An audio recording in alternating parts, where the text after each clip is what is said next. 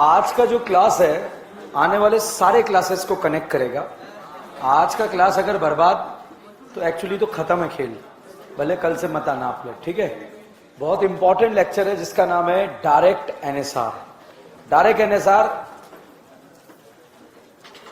अगर नहीं हुआ तो सिर्फ जब भी क्वेश्चन आएगा तो आप बोलेंगे क्वेश्चन SN1 आएगा तो आपको कूलर हवा ये बोलेगा क्वेश्चन, ठीक है।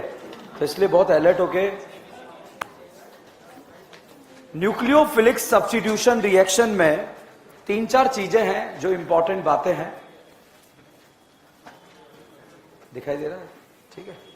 न्यूक्लियोफिलिक सब्स्टिट्यूशन रिएक्शन में हमने एसिड डेरिवेटिव में चप्पल मार कॉन्सेप्ट, ठीक है, और अराइल हैलाइड में जो है दोनों में इंटरमीडिएट क्या बनता है, एनायन। और एनायन को स्टेबल देने वाले लेने वाले लेने वाले रेट को बढ़ाएंगे कम करेंगे बढ़ाएंगे, और देने वाले जुड़ेंगे तो रेट कम हो जाएगा। अब हम बात कर रहे हैं, आपको पता होना चाहिए, कोई डाउट नहीं आएगा। ये डाउट आएगा बताओ SN1 SN2 देगा या नहीं देगा। अच्छा आप +M लगा दूं, अब देगा देगा नहीं देगा, क्योंकि यहां कार्बन हाइड्रोजन में कौन से कैरेक्टर है, डबल बॉन्ड। स्टूडेंट +M लगा के करा के खत्म कर लेते हैं अपने आप को, ठीक है, निपटा देते हैं। तो इसलिए क्वेश्चन गलत होना स्टार्ट हो जाता है। सबसे पहले यहां पर कौन से कैरेक्टर होने चाहिए, सिंगल बॉन्ड। अगर डबल बॉन्ड कैरेक्टर हैं तो ना तो जीवन में कभी SN1 होगा ना SN2 होगा। जब भी होगा डायरेक्ट होगा या इनडायरेक्ट, इनडायरेक्ट। तो इनडायरेक्ट में इंटरमीडिएट क्या बनता है, एनायन। अब साहब NSR में न्यूक्लियोफिलिक सब्स्टिट्यूशन रिएक्शन में अगर ये बोर्ड पर हमने फोटो लिखा तो बताइए ये जो फोटो दिया हुआ है, रिएक्टेंट और प्रोडक्ट को देखकर आपको बताना है सब्स्टिट्यूशन है या एलिमिनेशन, ठीक है। पहले मैं कोई नाम नहीं लिख रहा, SN1 SN2 कुछ नहीं लिख रहा हूं, बस आपको ये बताना है। नहीं यार कल कुछ तो मिसिंग था, सॉल्वेंट जो है लिखा नहीं था आप लोगों ने।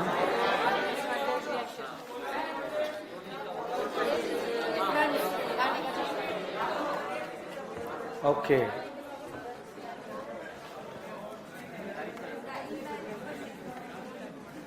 देखिए हमने कहानी को स्टार्ट करा था, nucleophile alkyl halide, nucleophile attack करेगा, लिविंग ग्रुप बाहर निकलेगा, रिएक्शन होने के लिए जिस मीडियम का जरूरत पड़ेगा उसे क्या बोलते हैं, सॉल्वेंट। तो समझने वाला काम हमने कर लिया था।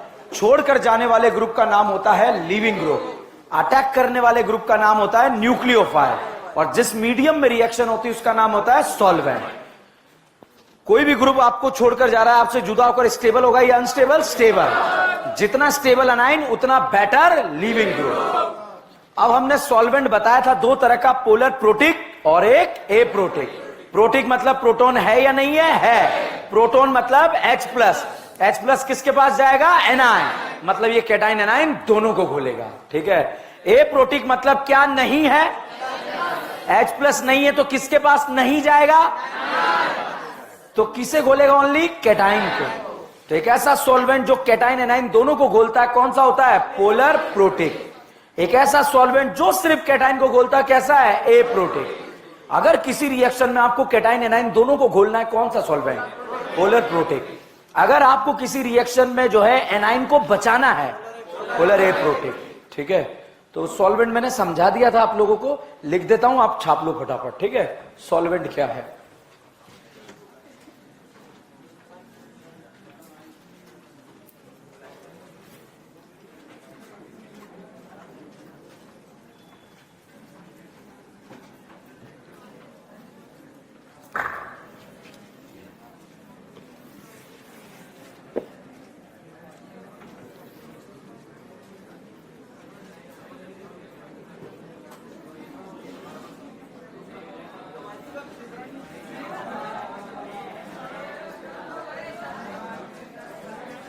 बात नहीं करना, नोट करो। जितना देखिए उतना लिख लो, कुछ मत लिख। नीट का एग्जाम हर साल होता है बेटा, टेंशन क्यों ले रहा है, ठीक है। कुछ भी नहीं दिख रहा। तेरे जैसे 13 साल से हैंडल कर रहा हूं, समझ गया? वही है ना ये कान वाला, ठीक है? ओके, चलिए बोर्ड पर जल्दी से।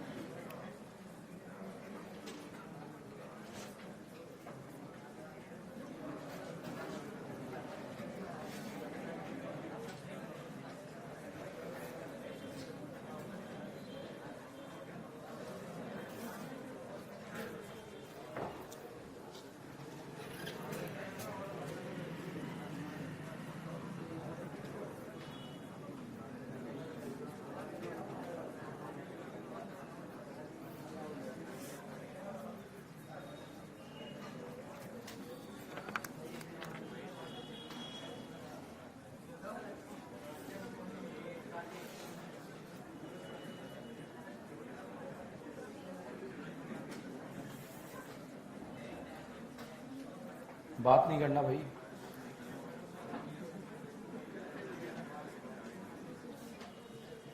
तू समझ नहीं आता, तेरा हिंदी में नहीं समझता तू, मराठी में समझता।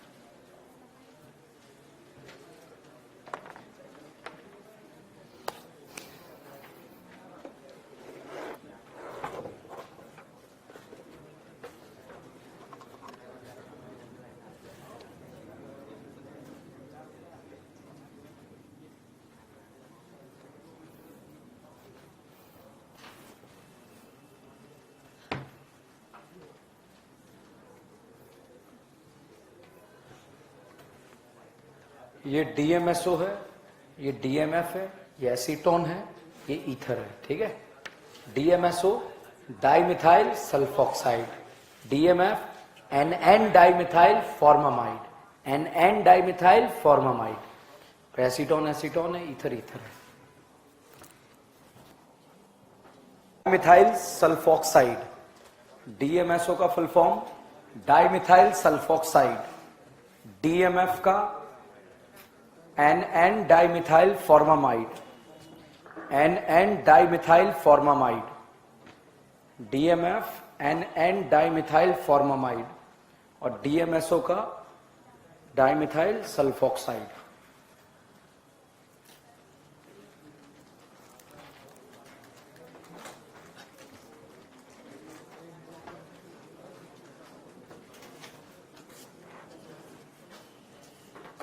लिखा?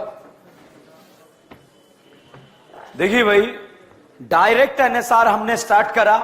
डायरेक्ट एनएसआर अल्काइल हैलाइड भी देगा, अल्कोहल भी देगा, ईथर भी देगा, मगर यहां कार्बन हेलोजन में कौन से कैरेक्टर रिक्वायर है? सिंगल। अगर डबल बॉन्ड कैरेक्टर है तो वो डायरेक्ट देगा या इनडायरेक्ट? इनडायरेक्ट। और इनडायरेक्ट में इंटरमीडिएट क्या बनता है? एनाइन। एनाइन को स्टेबल देने वाले, लेने वाले, लेने वाले। किसी भी रिएक्शन को होने के लिए जिस मीडियम का रिक्वायरमेंट होता है उससे क्या बोलता है? सॉल्वेंट।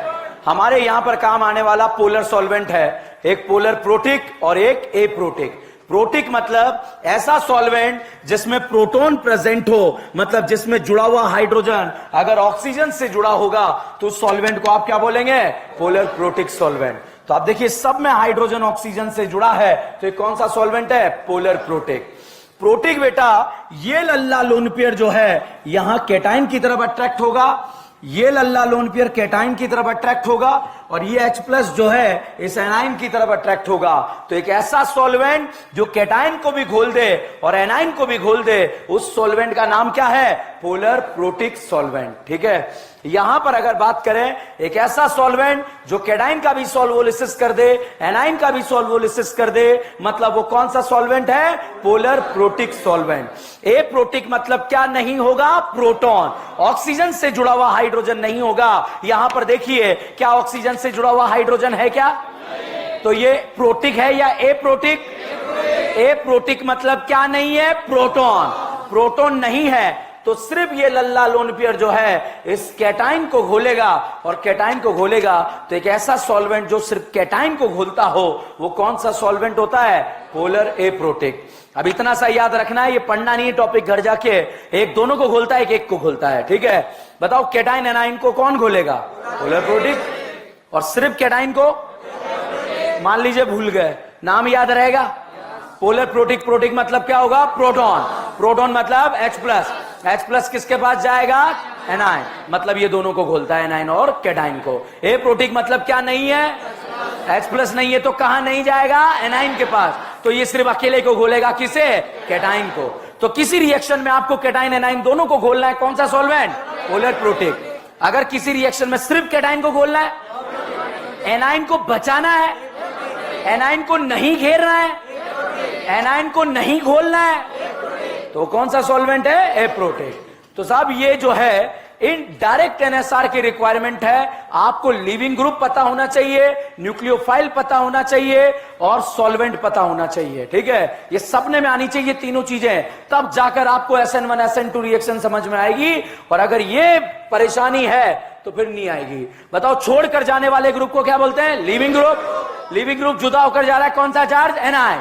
जितना स्टेबल एनाइन उतना बेटर लिविंग ग्रुप। ठीक है, जितना स्टेबल एनाइन उतना better leaving group. Leaving group की कहानी खत्म। न्यूक्लियोफाइल ग्रुप में क्या देखते हैं? साइज। पीरियड में क्या देखते हैं? EN। साइज बड़ा तो न्यूक्लियोफिलिसिटी ज्यादा। RO माइनस बेटर न्यूक्लियोफाइल या RS minus? Okay, I minus या BR माइनस? BR minus. अच्छा, BR माइनस या F माइनस? F माइनस या I माइनस? ओके, ग्रुप में क्या देखते हैं? साइज। अच्छा, पीरियड में क्या देखते हैं? EN। मतलब पीरियड में जो अनस्टेबल वाला होगा वो स्ट्रॉन्ग न्यूक्लियोफाइल होगा। पीरियड में जो अनस्टेबल वाला होगा वो स्ट्रॉन्ग न्यूक्लियोफाइल होगा। ठीक है, अब जैसे बेटा यहां पर आपको क्वेश्चन दे दिया H2O, बताओ न्यूट्रल है या चार्ज? अच्छा, OH माइनस न्यूट्रल है या चार्ज? दोनों एक दूसरे के कॉन्जुगेट एसिड कॉन्जुगेट बेस हैं। ठीक है, अब बताइए A और B में अनस्टेबल कौन है? स्टेबल कौन है? अनस्टेबल कौन है? क्या ये स्टेबल होना चाहेगा क्या? देखे लेके तो स्ट्रॉन्ग न्यूक्लियोफाइल या वीक न्यूक्लियोफाइल? स्ट्रॉन्ग। तो इसे क्या बोलेंगे? Strong nucleophile. Is this clear? Okay साहब, यहां पर आपको ये फोटो दे दिया, ये बताइए ये दोनों चार्ज है या न्यूट्रल है? ए भी कैसा है? चार्ज। बी भी कैसा है? क्या दोनों चार्ज सेम एटम पे आ रहे हैं या अलग अलग? क्या इसे मिले या नहीं मिले? कौन मिले? रज्जो। रज्जो ने इसे स्टेबल किया या अनस्टेबल? ए वाला स्टेबल है या अनस्टेबल? करीना पर पहले अटैक किसका होगा? ए का, बी का? स्ट्रॉन्ग न्यूक्लियोफाइल ए होगा या बी होगा? समझ में आया? तो पीरियड में अनस्टेबल वाला जो है स्ट्रॉन्ग न्यूक्लियोफाइल होगा। ठीक है, और ग्रुप में आंसर साइज से होगा। बस इतना सा। सॉल्वेंट दो तरह का, एक प्रोटिक एक ए प्रोटिक। मुझे इतना सा आता है, एक दोनों को घोलता है, एक को घोलता है। ठीक है, ए प्रोटिक में क्या नहीं है? H प्लस नहीं है, किसके पास नहीं जाएगा? तो सिर्फ ये किसे घोलेगा? कैटाइन को। ठीक है, प्रोटिक मतलब क्या है?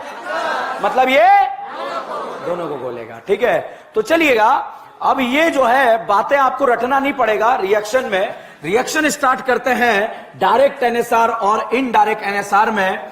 डायरेक्ट एनएसआर के बारे में अब हम बात करेंगे।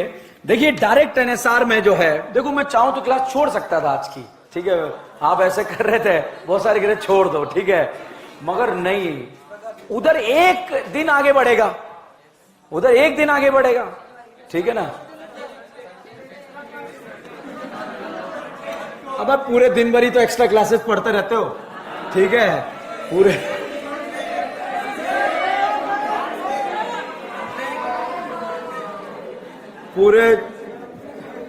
कभी फ्री टाइम देखा तुमने? तुम्हारे पास 9 से 10 क्लास, 10 से 11 क्लास, 11 से 12 एक्स्ट्रा क्लास, 12 से 1 क्लास, 1 से 2।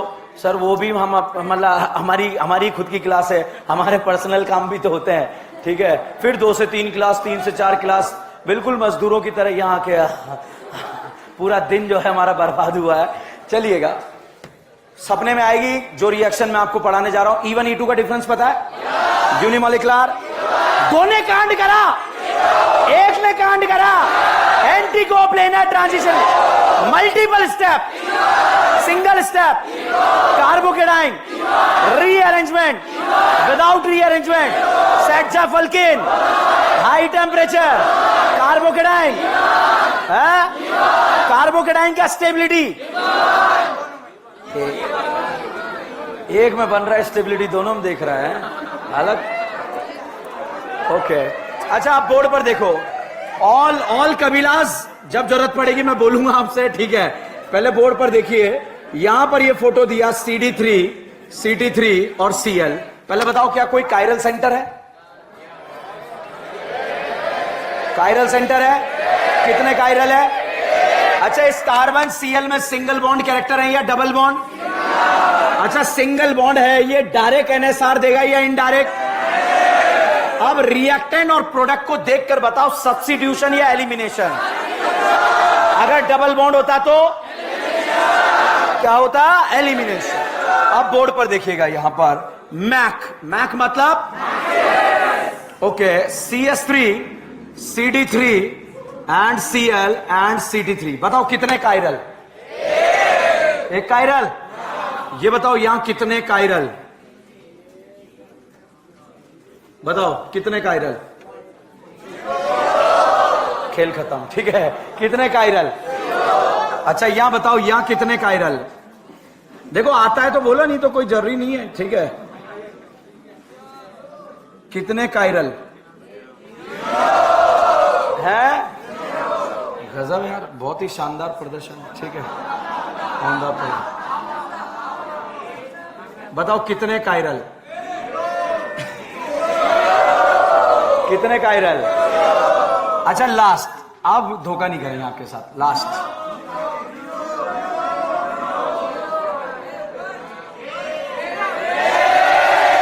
कितना कायरल? एक।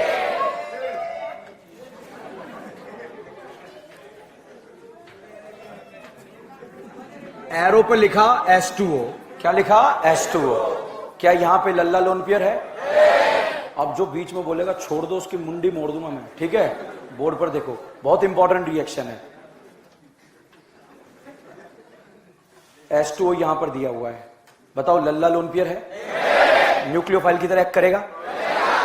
अगर लोन पेयर H+ को दिया तो, करीना को दिया तो, रिएक्टेंट प्रोडक्ट देखकर बताओ एलिमिनेशन हो रहा है या सब्स्टिट्यूशन?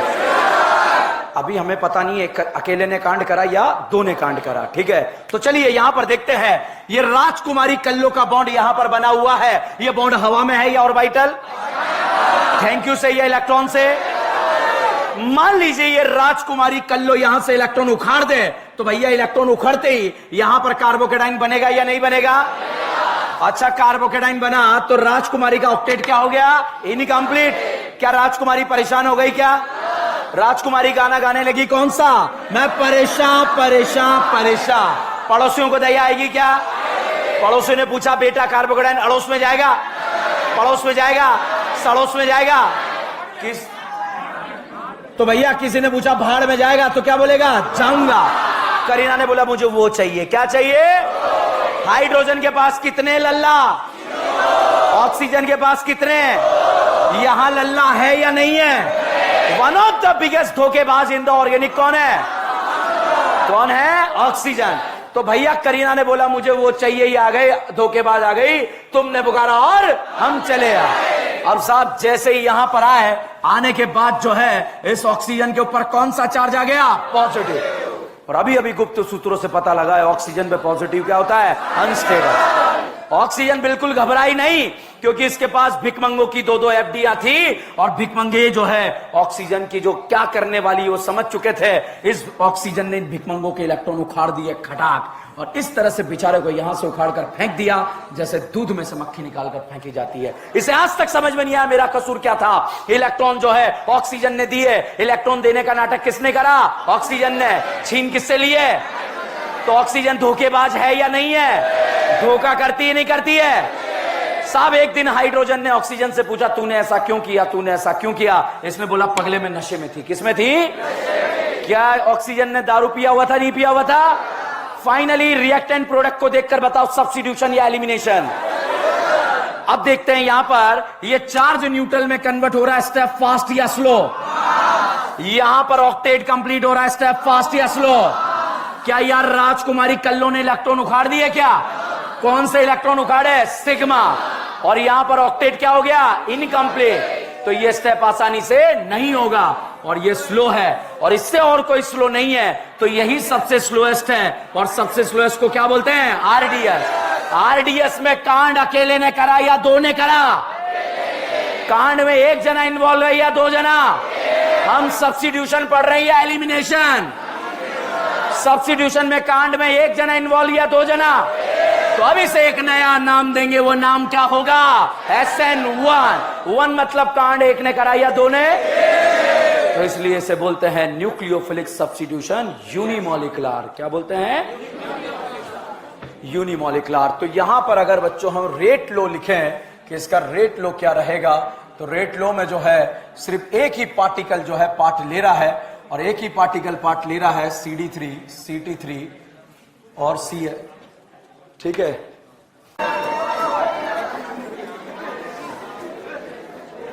जल्दी से छापो। 1 मिनट भी आपको लगा कि मजाक चल रहा है? नहीं लगा ना? तो फिर काहे रोडीज वगैरह देखते हो, वहां भी मजाक ही चलता है। ठीक है, वहां भी क्या चलता है? मजाक ही चलता है। वो पैसा कमा रहे हैं। वो क्या कमा रहे हैं? पैसा कमा रहे हैं। जल्दी से छापो फटाफट। कार्बोकेटाइन को स्टेबल देने वाले, लेने वाले, देने वाले। देने वाले रेट बढ़ाएंगे कम करेंगे? बढ़ाएंगे। एक छोटा सा बताओ, इसका कौन सा इफेक्ट लगता है? Plus N. कहां का लगेगा? ऑर्थो पर। बताइए SN1 का रेट बढ़ेगा कम होगा? है? देता है? अभी बहुत सारा कंपेयर कर दिया था, बढ़ेगा। कार्बन हेलोजन में कौन से कैरेक्टर है? Double bond. ये गलती हो जाती है यहां से, डायरेक्ट एवेंजर लग के जो है क्वेश्चन प्लस एम लगा लगा के निपटते हैं।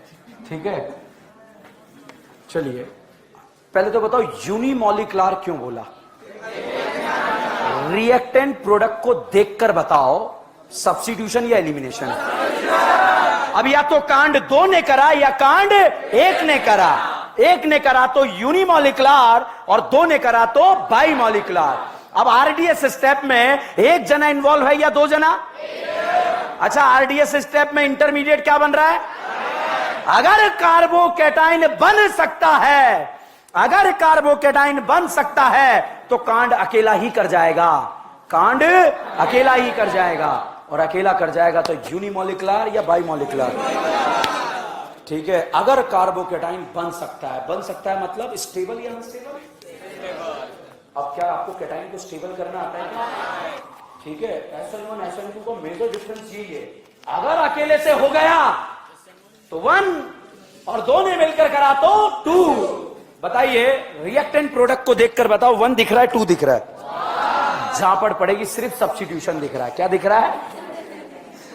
ठीक है, रिएक्टेंट प्रोडक्ट को देखने पर सिर्फ क्या दिख रहा है? सब्स्टिट्यूशन। अब सब्स्टिट्यूशन दिख रहा है, क्या ये कार्बोकेटाइन स्टेबल बन रहा है क्या या नहीं बन रहा है? Alpha hydrogen 3 alpha 3 D 3 T मतलब अल्फा एच कितने? 9। केटाइन स्टेबल या अनस्टेबल? स्टेबल। मतलब केटाइन बन सकता है तो रिएक्शन कौन से मैकेनिज्म से जाता है? SN1। समझ में आया या नहीं आया? जब नहीं बन रहा होगा तो दूसरे को बुलाना पड़ेगा, देख भाई क्यों नहीं हो रही रिएक्शन, फिर वो दोनों मिलके कांड करेंगे सब्स्टिट्यूशन का। ठीक है, तो वो 2 ने कांड करा तो क्या होता है? 2। बहुत आसान है, कुछ नहीं, बारीकी यही है रिएक्शन की। ठीक है, बताओ यूनिमॉलिक्युलर क्यों बोला? समझ में? सिंगल स्टेप है मल्टीपल स्टेप? सिंगल वाला मल्टीपल। ठीक है, अच्छा बताओ इंटरमीडिएट क्या बन रहा है? यहां देखना, यहां देखना, बस सारे पॉइंट्स जो है आपको क्लियर होंगे। यूनिमॉलिक्युलर बाइमॉलिक्युलर?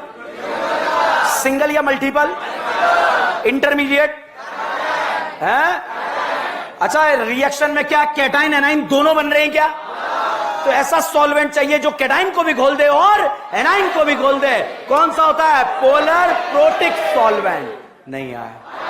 अच्छा, केटाइन बन रहा है नहीं बन रहा? रीअरेंजमेंट हो सकता है क्या? या नहीं हो सकता है? ओके, ये बताइए, ये Cl RDS में टूट रहा है या फास्ट स्टेप में? ये जितना कमजोर होगा जल्दी टूटेगा, देर से टूटेगा? तो अगर मैं आपसे पूछूं, यहां पर दे दिया गया RF दिया, RCl दिया, RBr दिया, RI दिया, कमजोर बंधन कौन सा? या टोपी 5 पे, या टोपी टोपे, पहले टोपी टूटेगा या टोपी 5 पे? तो RI का SN1 का रेट क्या होता है? ज्यादा, और RF का SN1 का रेट क्या होता है? कम। समझ में आया या नहीं आया? क्योंकि Cl कौन से स्टेप में टूट रहा है? RDS step. टूट रहा है या नहीं टूट रहा है? अब बताओ इंटरमीडिएट क्या बन रहा है? जितना स्टेबल बनेगा SN1 का रेट ज्यादा या कम? अच्छा, यहां पर मैंने मिथाइल हैलाइड, बताओ सिंगल बॉन्ड या डबल बॉन्ड? अच्छा, यहां पर मैंने लिखा इथाइल हैलाइड, सिंगल बॉन्ड या डबल बॉन्ड? अच्छा, यहां पर मैंने लिखा आइसोप्रोपाइल हैलाइड, सिंगल बॉन्ड या डबल बॉन्ड? अच्छा, यहां पर मैंने लिखा tertiary butyl halide, single bond या डबल बॉन्ड? SN1 SN2 देगा या नहीं देगा? देगा। हम SN1 पढ़ रहे हैं या SN2? SN1 में कार्बोकेटाइन बनता है या नहीं बनता? भाई साहब, X तोड़ा केटाइन बनेगा कितने अल्फा? अच्छा, X तोड़ा केटाइन बना कितने अल्फा? बताइए, ये वाला केटाइन ज्यादा स्टेबल, ये वाला? तो इसका SN1 का रेट ज्यादा या कम? इसका कम। ये Cl टूटा केटाइन बना कितने अल्फा? बताइए, इसका ज्यादा, इसका ज्यादा? अच्छा, ये बॉन्ड तोड़ा, ये बॉन्ड तोड़ा, तोड़ने के बाद यहां केटाइन बना अल्फा हाइड्रोजन। क्या कोई स्टेबिलिटी फैक्टर मिल रहा है या नहीं मिल रहा है? मिल रहा है, मिल रहा है या नहीं मिल रहा है? अच्छा, स्टेबिलिटी फैक्टर मिल रहा है यहां पर, यहां पर, यहां पर। तो भाई साहब, ये केटाइन बन ही नहीं पाता, ये केटाइन बन ही नहीं पाता, क्योंकि कोई स्टेबिलिटी फैक्टर नहीं मिल रहा। मतलब ये केटाइन नहीं बन पा रहा, नहीं बन पा रहा, तो क्या नहीं हो पा रहा? SN1। तो मिथाइल हैलाइड कभी भी जीवन में कौन सा रिएक्शन नहीं देता? SN1। क्यों नहीं देता? केटाइन बन ही नहीं पाता, कोई स्टेबिलिटी फैक्टर नहीं मिला। समझ में आया या नहीं आया? अच्छा बताओ, इंटरमीडिएट क्या बना? रीअरेंजमेंट होगा या नहीं होगा? अच्छा, पहले ये दोनों पॉइंट लिखो, छापो, फिर अगले पॉइंट्स को लिखते हैं, ठीक है? नहीं भाई यार, समझ बात को। आज 1 मिनट भी एक्सटेंड नहीं करेंगे क्लास को, ठीक है? बिल्कुल 10-15 पे छोड़ देंगे।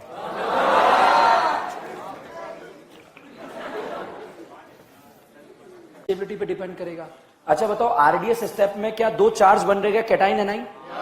ऐसा सॉल्वेंट चाहिए जो दोनों को खोल दे। कौन होता है? Polar protic. लिखे हैं अगला point, during SN1 reaction, during SN1 reaction polar protic solvent, during SN1 reaction polar protic solvent is used, polar protic solvent is used, bracket में लिख लो वाटर, अल्कोहल,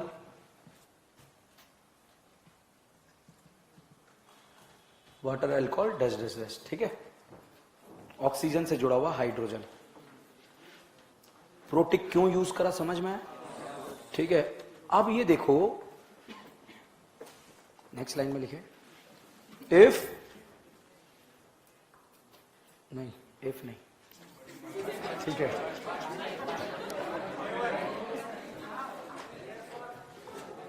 इधर देखिए, Cl हटा, कैटाइन बना। ये कौन था? न्यूक्लियोफाइल। कौन था? क्या न्यूक्लियोफाइल ने डायरेक्ट जाके अटैक किया था क्या? डायरेक्ट जाके अटैक किया था क्या? मतलब इसका इतना औकात नहीं था। अच्छा बताओ, A और B, H2O और OH माइनस में स्ट्रॉन्ग न्यूक्लियोफाइल कौन है?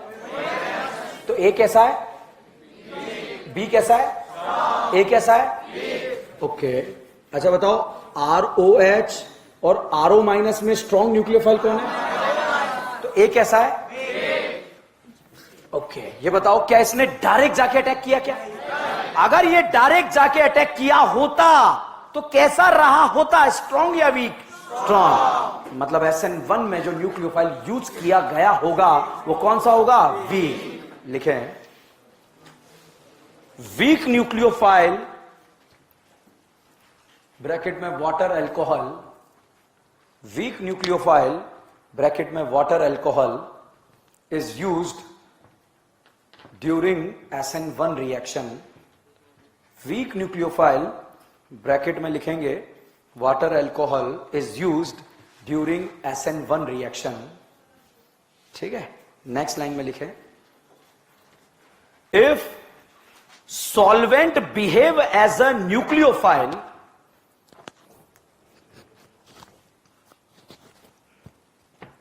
if solvent behave as a nucleophile, then reaction known as a solvolysis reaction, reaction known as a solvolysis reaction,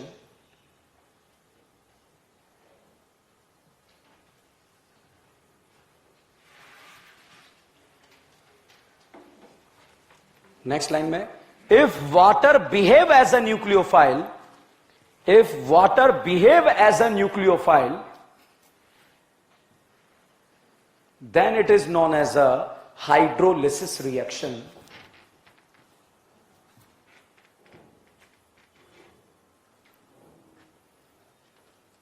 If water behave as a nucleophile, then it is known as a hydrolysis reaction. ठीक है, अब hydrolysis, यहां बताओ carbon halogen में single bond character या double? और single में nucleophile कौन एक्ट कर रहा है? वाटर, तो इसे बोलेंगे हाइड्रोलिसिस। अगर सिंगल बॉन्ड के कैरेक्टर के साथ हाइड्रोलिसिस हो रहा है 100% वो रिएक्शन कौन सा है? SN1। क्या है? SN1। अगर सॉल्वेंट ही न्यूक्लियोफाइल की तरह बिहेव करे तो उसे सॉल्वोलिसिस बोलते हैं, और उस सॉल्वोलिसिस में अगर वाटर न्यूक्लियोफाइल है तो उसे क्या बोलेंगे? हाइड्रोलिसिस। जनरली वाटर और अल्कोहल दो ही होते हैं, जनरली वाटर और अल्कोहल दो ही होते हैं। ठीक है, तीसरा नेक्स्ट पॉइंट लिखें, कार्बोकेटाइन बन रहा है क्या? रीअरेंजमेंट हो सकता है क्या? लिखे, in this reaction carbocation is form as a intermediate, in this reaction carbocation is form as a intermediate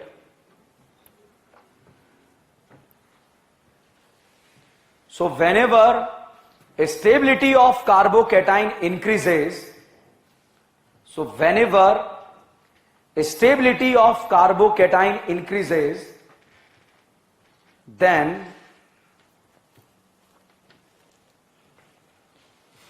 rearrangement of carbocation is possible, then rearrangement of carbocation is possible. Major product will form, major product will form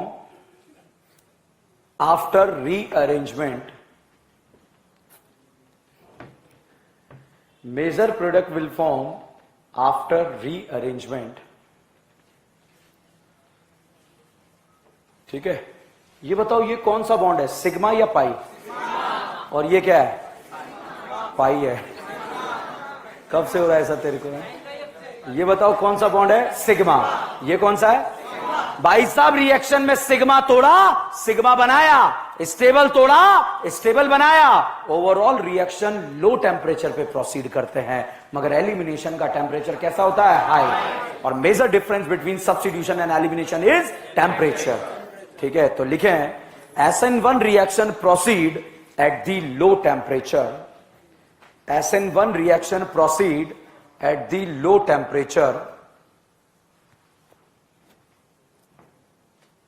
SN1 reaction proceed at the low temperature। लिखा? अच्छा बताओ, product में क्या कोई chiral centre बन रहा है क्या? प्रोडक्ट में तो कोई भी कायरल सेंटर होता है तो उसकी दो फॉर्म होती है, एक तो राखी और एक साबुन। अच्छा, Cl निकला, कार्बोकेटाइन बना, कार्बोकेटाइन का हाइब्रिडाइजेशन sp2 होता है या sp3? बताइए, ये sp2 होता है या sp3? sp2। sp2 प्लेनर या नॉन प्लेनर? प्लेनर। प्लेनर मतलब बच्चा ये एक ही प्लेन में प्रेजेंट है, और एक ही प्लेन में प्रेजेंट है, मतलब CH3 CD3 CH3 इस तरह से एक ही प्लेन में प्रेजेंट है। अब वाटर न्यूक्लियोफाइल ऊपर से भी आ सकता है और नीचे से भी आ सकता है, दोनों तरफ से आने के चांसेस बराबर या नॉट बराबर? अगर ऊपर से आया R बना तो नीचे से आया, अगर ऊपर से आया S बना तो नीचे से आया, और RS का बराबर बराबर मिक्सचर क्या कहलाता है? Racemic mixture. तो लिखें, if new chiral centre is generated, if new chiral center is generated, then product will be racemic mixture, then product will be racemic mixture,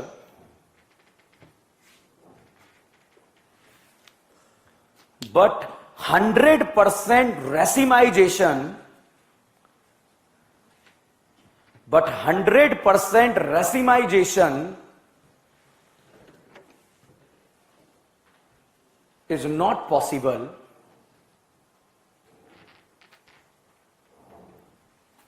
100% racemization is not possible. More inversion,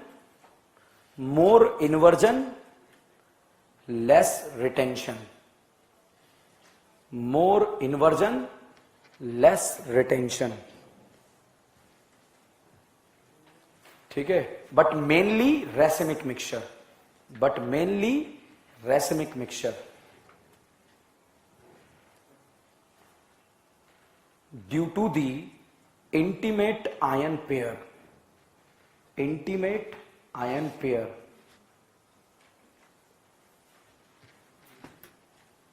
due to the intimate ion pair.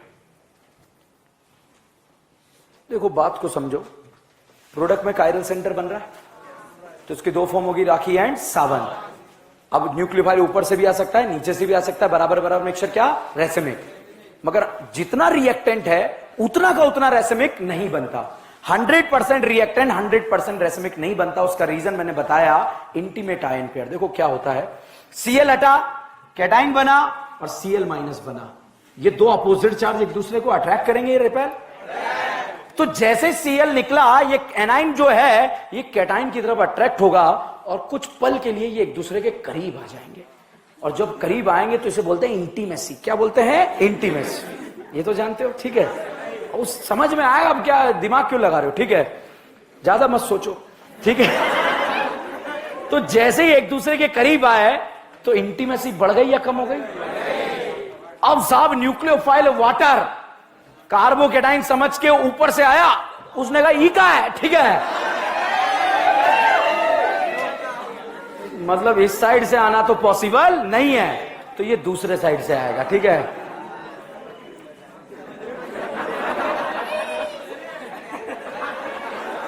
समझे? अब साहब इधर देखो, इधर देखो, board पर देखो, हमारे कैमरामैन कह रहे हमें भी समझाओ, ठीक है। ओके, चलिए, जो सच है वो सच है, अब क्या कर सकते हैं, ठीक है।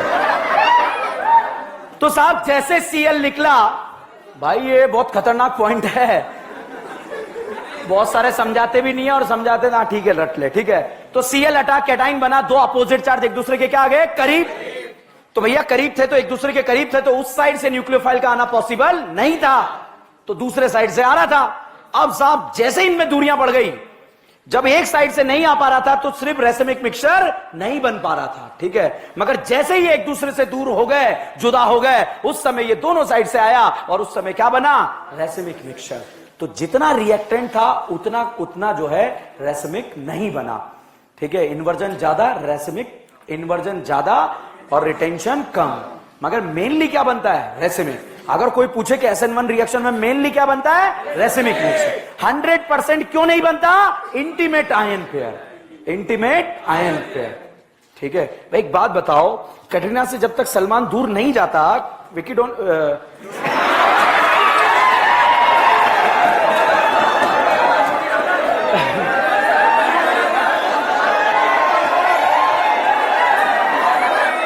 समझिए आप लोग, ठीक है।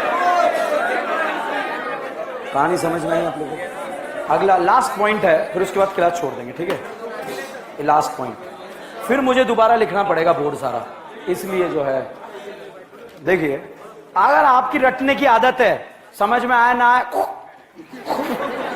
हाँ कि क्या नहीं आ रहा, गोबर की तरह खा जाओ, ठीक है?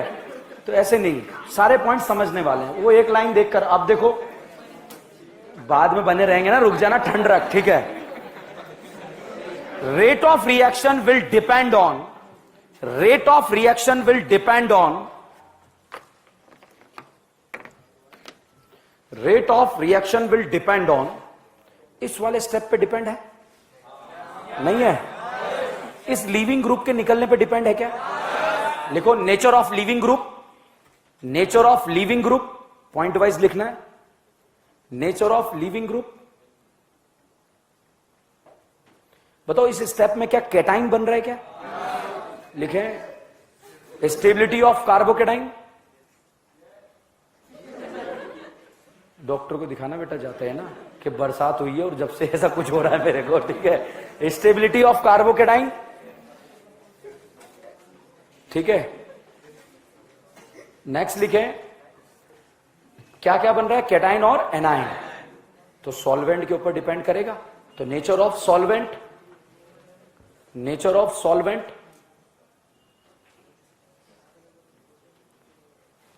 अच्छा न्यूक्लियोफाइल यही था क्या? इस वाले स्टेप में इन्वॉल्वमेंट था क्या? इसका कोई लेना देना ही नहीं इसके टूटने से, तो न्यूक्लियोफाइल पे डिपेंड करेगा। अगला पॉइंट लिखें नेचर ऑफ टेम्परेचर, नेचर क्या, एक ही